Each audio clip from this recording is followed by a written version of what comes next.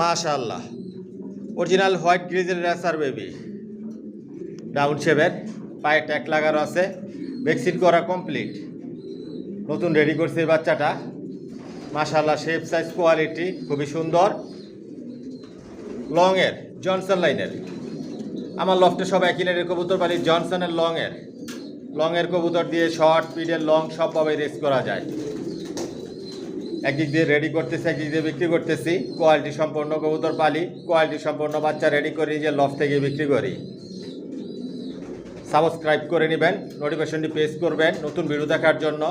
আমার long video দেখবেন, long ভিডিওতে বাচ্চা অ্যাডাল নিউ অ্যাডাল দেখানো হয়, বিস্তারিত সব কিছু বলে দেই।